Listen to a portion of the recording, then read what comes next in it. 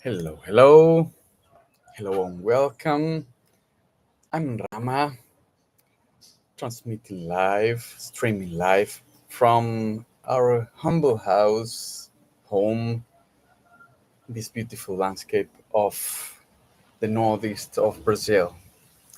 Today's a beautiful day, actually. It's a bit windy, it's a bit dry, and the trees, I can perceive that the trees are like dancing along with the wind. Today, I'm pleased to offer you these these thoughts, these tales, these stories, this experience through the language of rituals. Especially because some of you are following what we are sharing during the years in YouTube, on Instagram, through the Kai movements or the courses and trainings we offer in in relationship with the Andean traditions, with the Andean spirituality. Uh, this month in the Andean traditions is very important. Imagine that as an old culture that is rooted in the landscape, people who lives from the soil, from the ground, living from what they can harvest from their crops, living from the wool of their alpacas and llamas. So a very entangled relationship with the landscape. So this month, imagine that in the high Andes, we are about to end winter.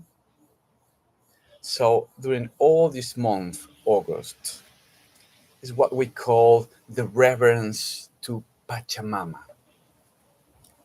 And I'm gonna stay just a bit in that word, Pachamama.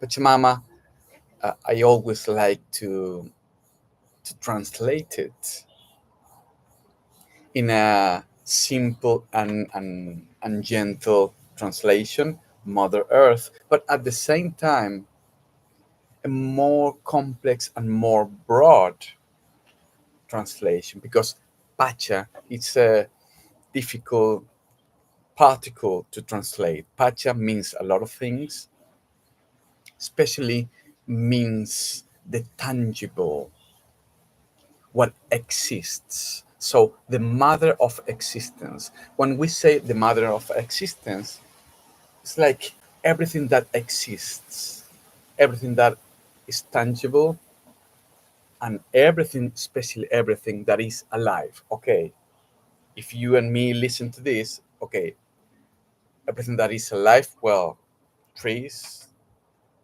animals, humans, in different category, and maybe bacteria, virus, and that's it? Well, no. In the Andean traditions, everything is alive.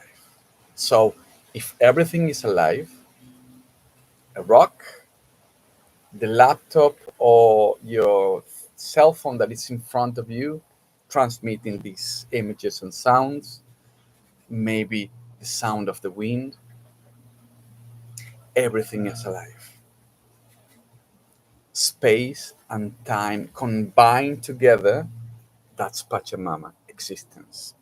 So that existence, it has the feminine quality of giving life. That's why existence and life is in a feminine expression, a feminine expression.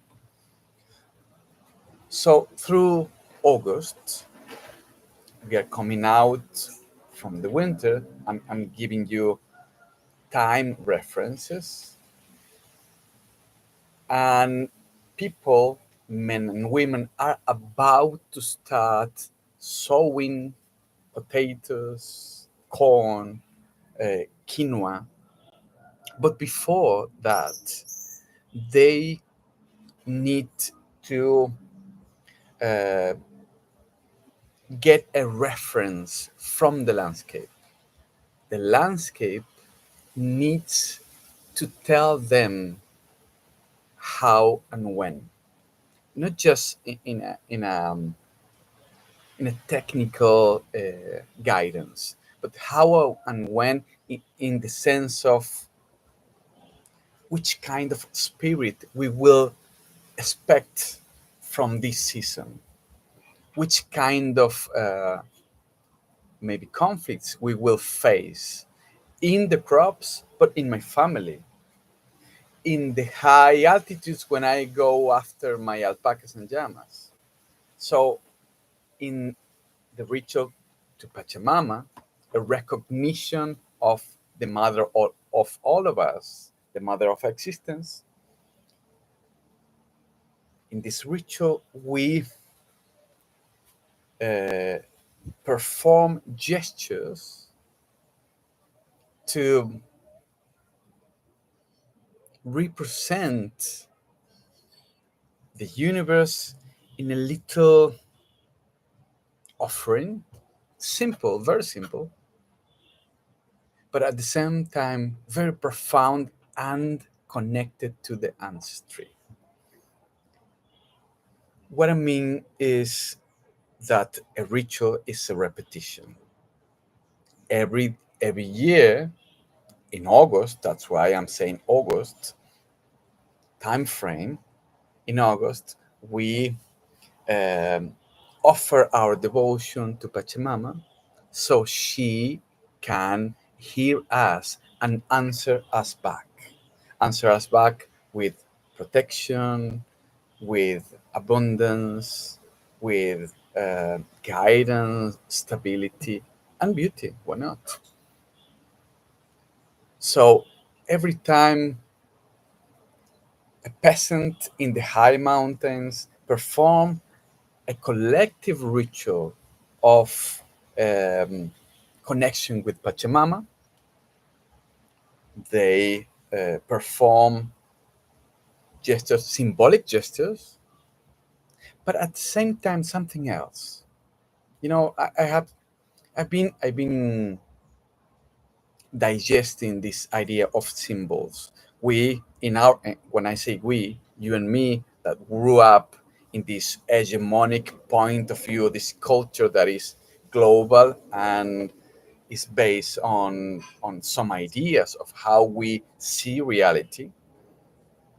We emphasize symbolic relationship, but I realized that when a when a peasant go for an offering, it's not that is representing the Mother Earth in their gestures. The ritual is an opportunity to present themselves.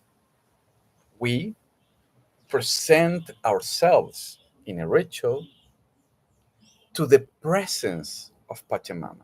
Pachamama is not in the sky or in the deeper in the heart of the planet.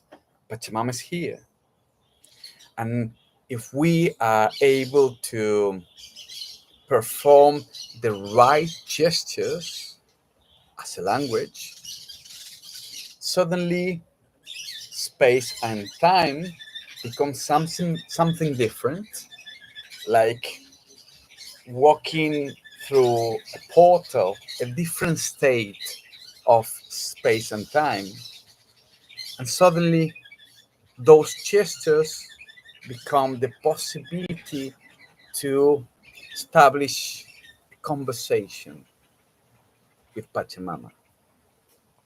That's the beauty of the rituals. A ritual, as I say, a repetition. I was talking about Andean traditions, but think in your own life. Think in your birthday, a very common ritual. Every year, and a specific date, somehow in some ways, we celebrate this special day. Even if I'm lonely, I'm gonna pay attention to that day. It's important for me, it's essential for me. It relates to the past because at some point I came out from the womb of her mother, a reference, that day. And at the same time, in the ritual, we develop or express or even feel, sometimes we don't express, we just feel the need for the other. So the ritual is related to the past, to the ancestry. If you go, even thinking in your birthday, it's related to all the situations that happened beforehand. I came out from the womb of my mother. I am a consequence of a river of situations, facts, encounters and disencounters, love, drama, conflicts that um,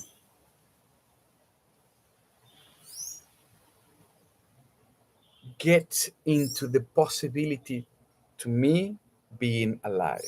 And at some point, as a magical, miraculous situation, I came out from the womb of my mother. That's my birthday.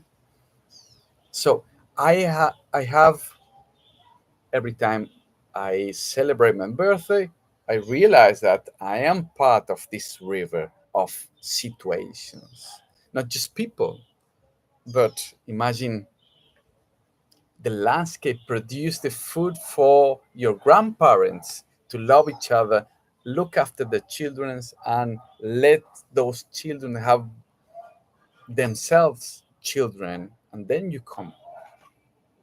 So, stream of facts and situations, ancestrality, ancestry. Another component of the rituals is, as I said, the need for others, the urgency to meet. Sometimes it's another people, sometimes it's just the divine, sometimes it's a specific need.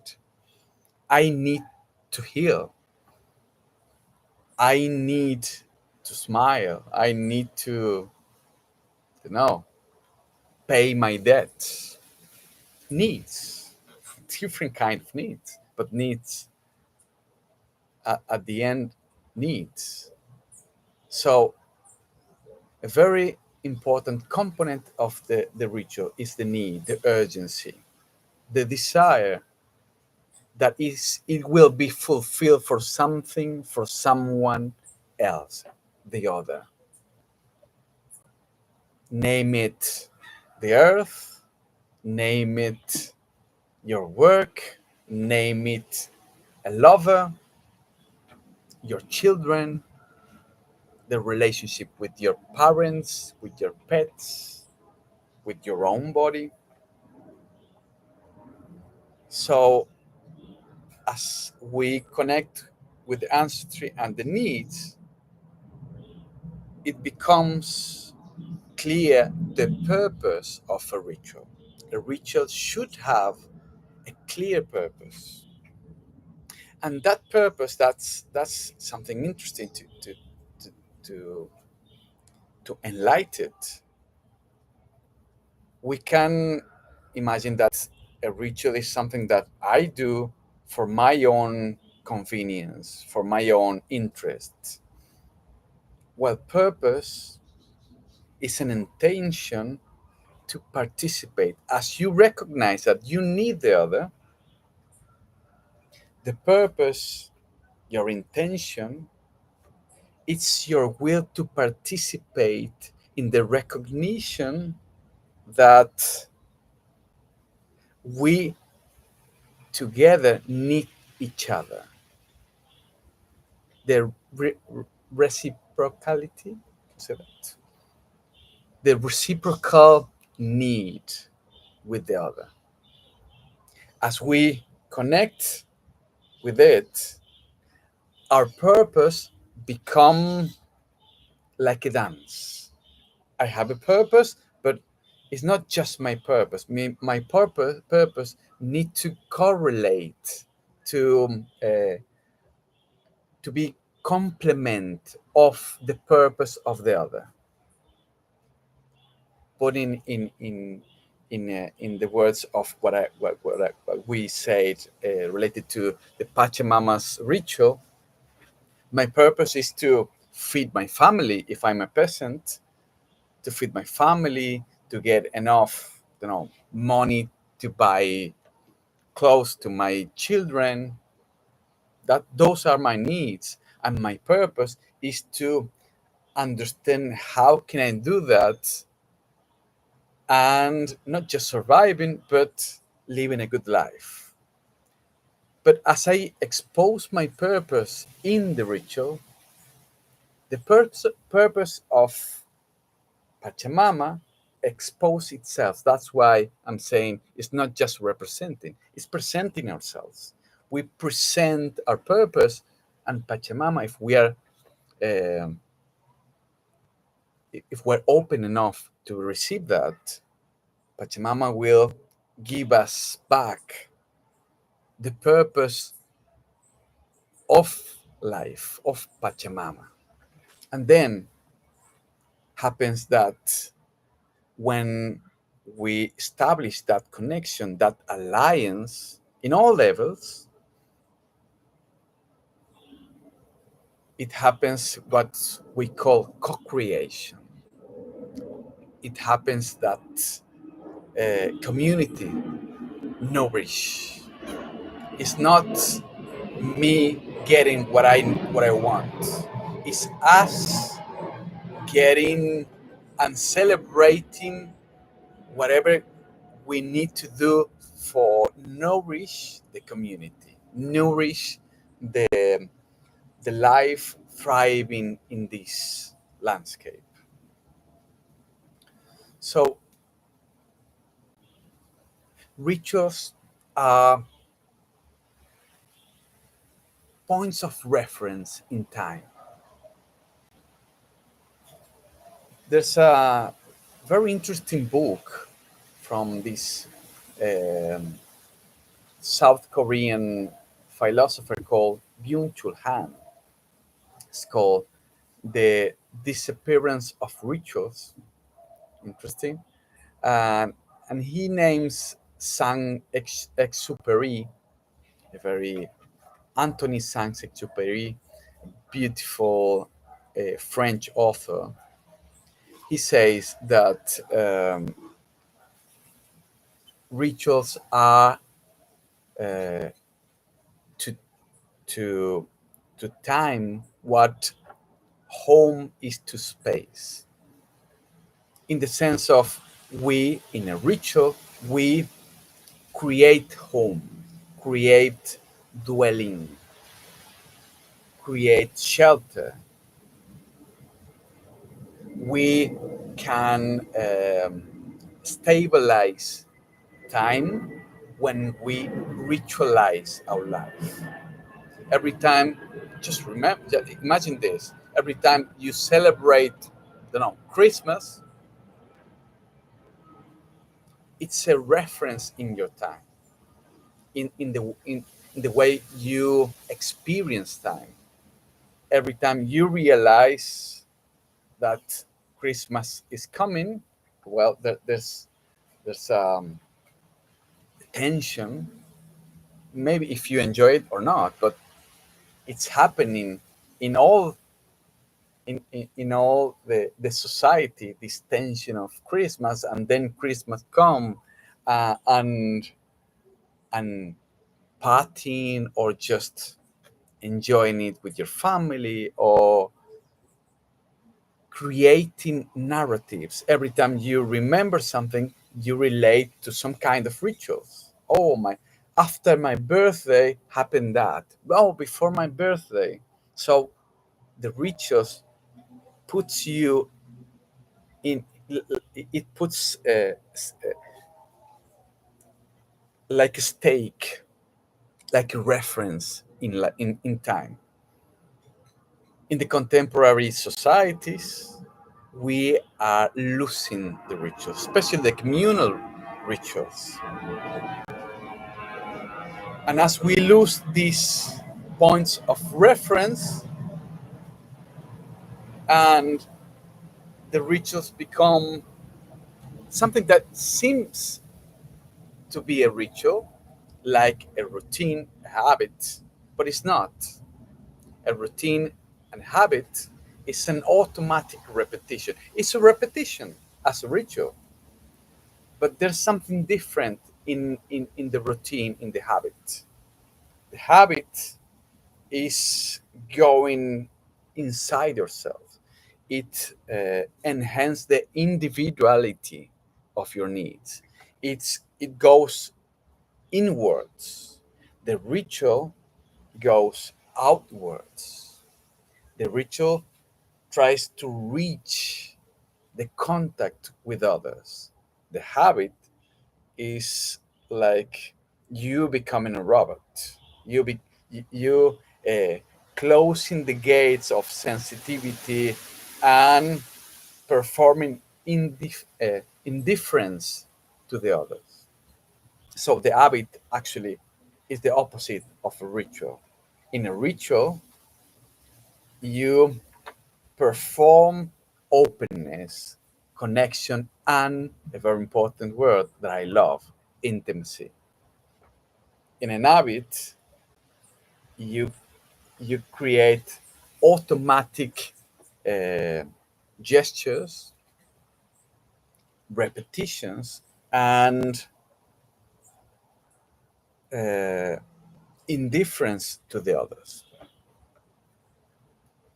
So the ritual, especially a very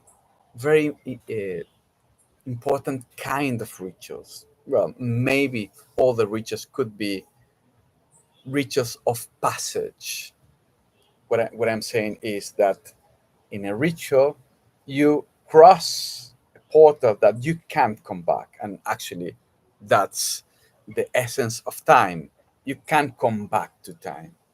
What happens, it will never come back.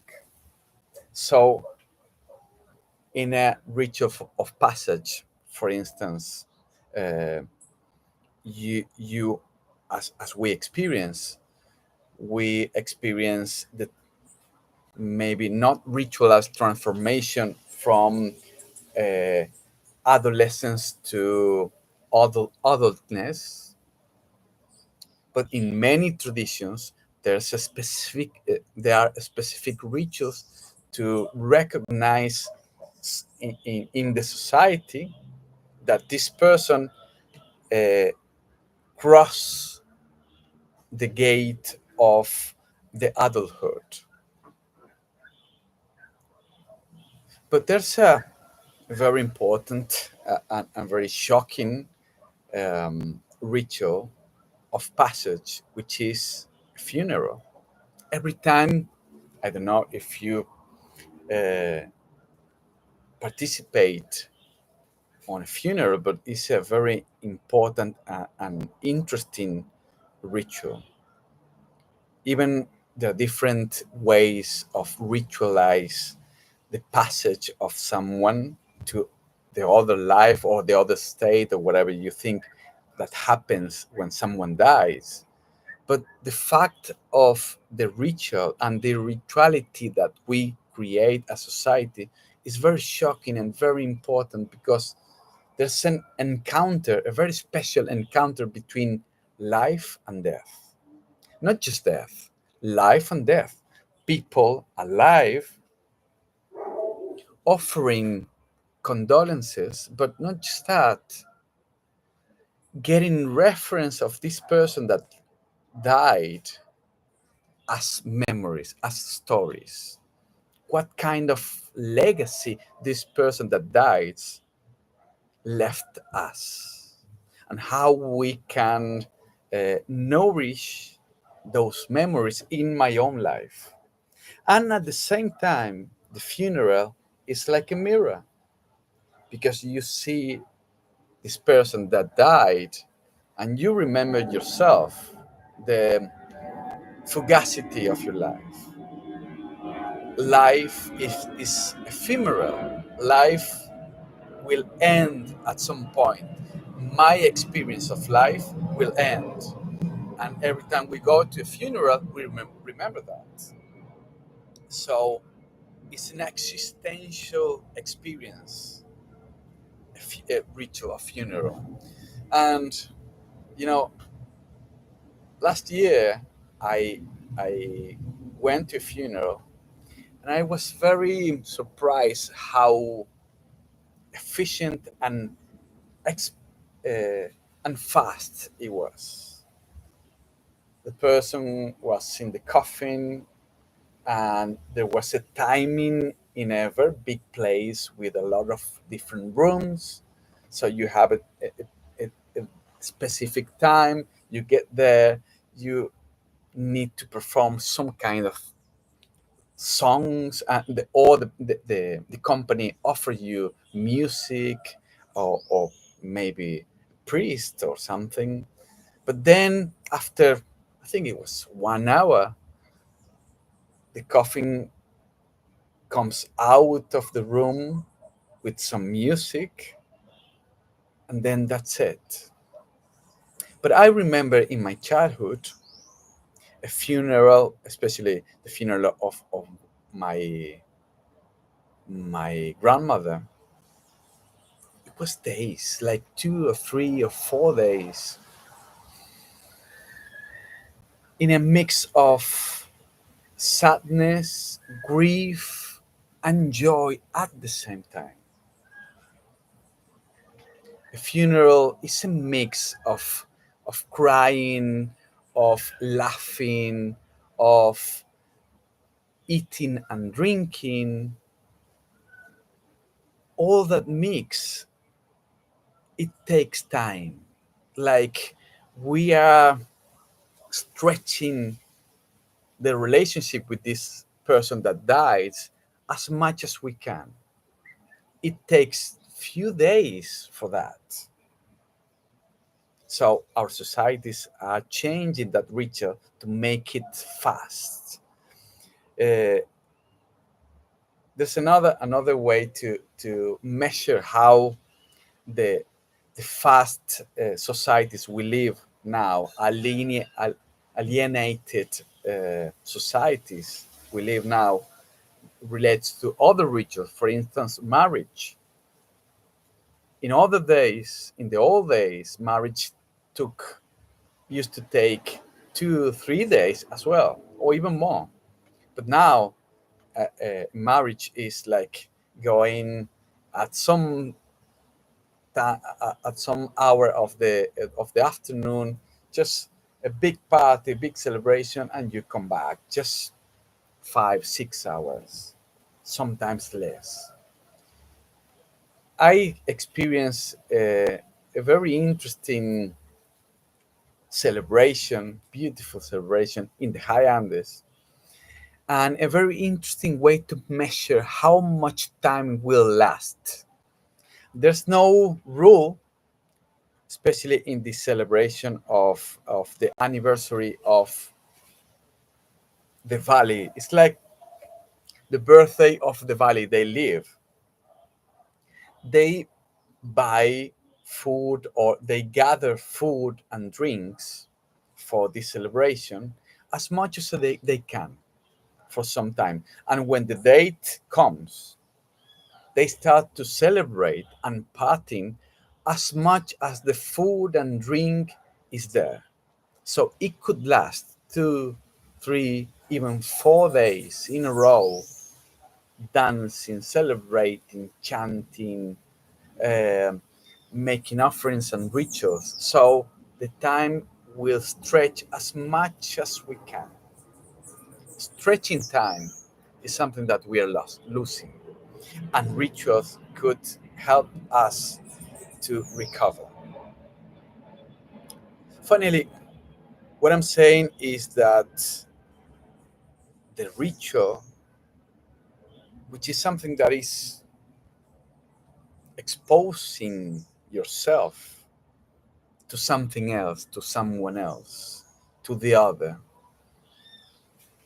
it's a kind of participation, like a song. We chant along, we sing alongside the landscape. The landscape sings and we sing together. We are not shouting, do as I want, do as I need. It's not about power, it's about appreciation. Like tuning ourselves in a ritual, uh, like an instrument. The other day we were playing, I play guitar and my daughter plays violin, and we needs to take time to tune ourselves, to resonate together, singing in the same tune. And when that happens, suddenly, like, beauty appears, and we surprise ourselves. Beauty, like mutual appreciation. Mutual appreciation. Every time I used to train uh, people on the Andean traditions. Yeah, and I used to train on offerings, which is one of the most beautiful gestures, ritual gestures of the Andean traditions. And every time I try to explain an offering, I explain that it's an opportunity of it's an opportunity of in two ways. You give and you receive. You transport, you you over uh, overboard. You come out because you have too much what, too much gratitude. Every time we offer to the spirits, we offer our gratitude, but at the same time, in and this is as much important as giving gratitude, is asking for something, some kind of blessing. Uh, so this opposition of giving and asking, like overflowing gratitude, but at the same time lacking of something, lacking of the other, is essential. Like a conversation. Every time you meet someone, you say something to this other person, but at the same time you need the answer back. Otherwise, there's no conversation. I mean, I need you not just to listen, but as well to answer. Sometimes the answer is not with words, it's a gesture, is your look, is your ability to listen. That's my answer. So every time we talk each other, is this go back and forward, back and forth, back and forth, giving and receiving. And when it happens, we realize something that is essential to our life: the interdependence. I depend on you, you depend on me. I depend on the landscape, and the landscape depend on me. And this is something that we should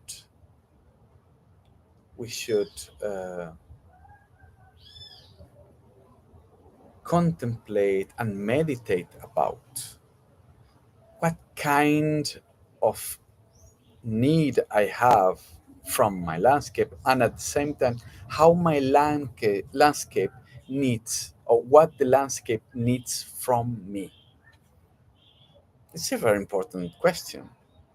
Sometimes we fall more clear into the needs, my needs. That's the way we have learned to relate to others. I need, I desire, I want. But at the same time, as the interdependence is a rule of existence, we should realize, how can I uh, answer to the need of the other? Can I answer to the needs of the other? It's a very important invitation, because the ritual finally, it's a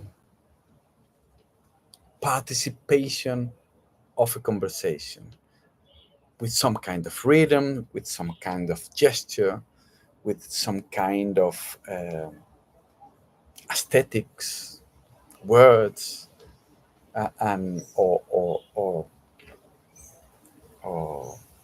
movements, um, a performative attitude, right? But full of appreciation, full of beauty, and this recognition of of common purpose that I was talking about just before. Common purpose. So I don't want you to listen to me talking about rituals. I want to offer you a very simple thing, a very simple ritual. This is a ritual, or a way of connect, a way of participate with the place we live, as a very simple, single, and humble attitude to walk. It's called Alimanta Puri. Alimanta Puri, which I'm going to write it in the chat. Alimanta Puri. Usually, this ritual is a preparation for an offering, or a ritual to digest some emotions, or a ritual to get some kind of vision that we can't. Sometimes we want an answer for a situation, like a guidance to take decisions, and our mind can't process it because it's too complex, or it's out of the limits of my actions. Many decisions are related to that.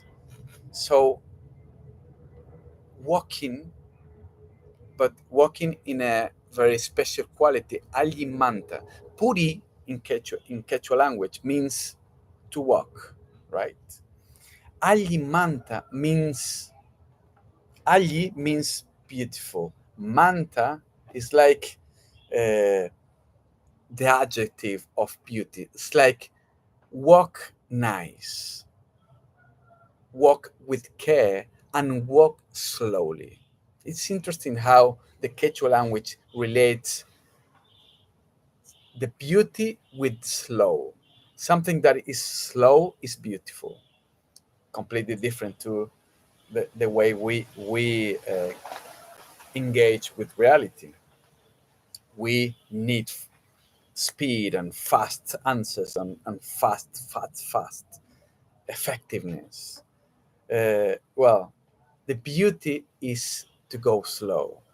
So, in this ritual, I'm going to send you, after this conversation, in the WhatsApp group. We have a WhatsApp group. If you are not in, you can write me in the YouTube channel, or in the Instagram, and I can send you the link. I'm going to send you a writing about this simple ritual. But it's like this: just come out whenever you need this kind of clarity in a situation, or the need of connection with your body and the landscape, or just need to disconnect with the fast mind. You come out and walk without a purpose. It's not that you're jogging or exercising your body. You walk slow, just breathing without a destination. You just walk, guided by the synchronicity of encounters. Just walk and breathe, and you're gonna breathe with a special intention. Every time you breathe in, you realize that you are receiving a blessing that you need. You and me needs that in order to stay alive. We ask for the blessing of being alive every time we breathe in. In Quechua language, we call it saminche. Saminche. Every time you breathe in, saminche. Every time you breathe out, we have the possibility to give ourselves, to offer ourselves, and to offer gratitude. That's why every time you breathe out, we call the word añay.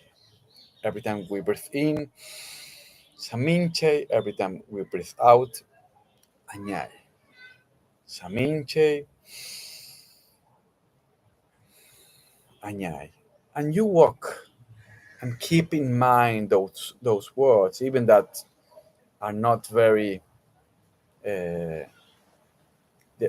sound like strange words for you, but just give them space and let them work in your feelings as you walk, as you breathe, and you expand your attention, like dilute your attention as you walk, not just focus in something, just expand an attention expanded, like meditating in movement.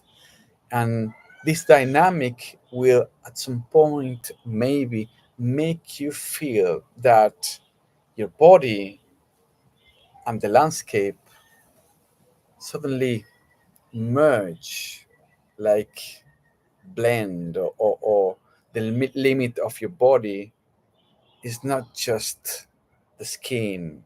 It's like a kind of expansion, kind of deep connection with the time and space. I'm gonna send you that little uh, writing on that ritual in the group, and I could like you to know that we are going to visit Peru in October. At the end of October, between the 21st to till the 1st of November, we will be in Peru. We will visit the Huacas, the sacred temples, natural temples in the Andes.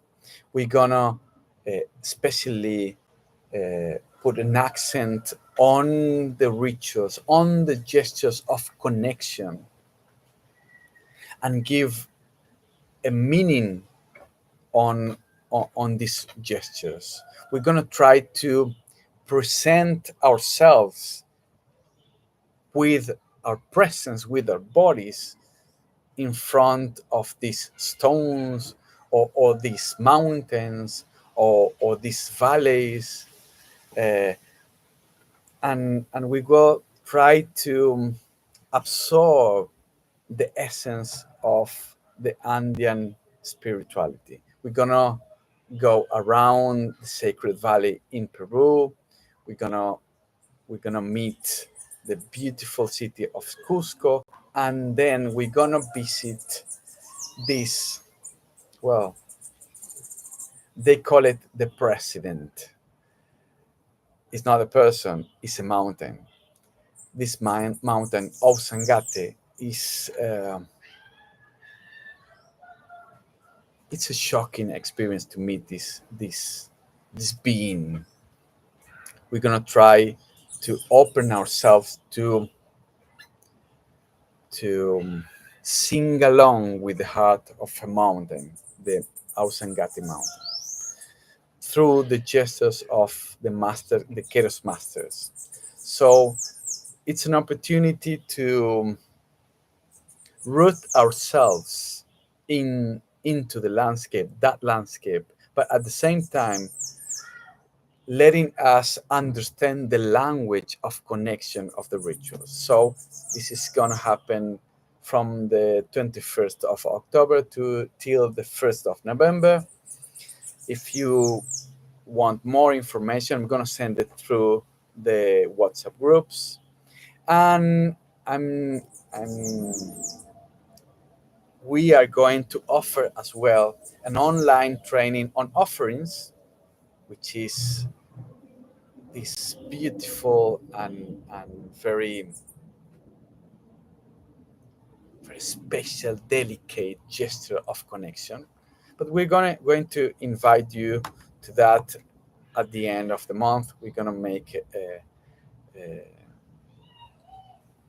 we're gonna invite you to a specific a special event to tell you more about this training starting in September. So I am pleased to be here with you, and I'm very grateful for you to be there, to listen to us, and I hope you give a chance to ritualize your life, to connect with other people through rituals, to recognize through rituals your belonging, your identity, to recognize the ancestry, to recognize the connection and the interdependence with the landscape and all the beings that are related in your place, in your time. So I thank you for being there, and I see you next time. I remember that every Wednesday we share K movements classes live in YouTube. So if you want to join, it's free and open for all. So thank you and see you next time.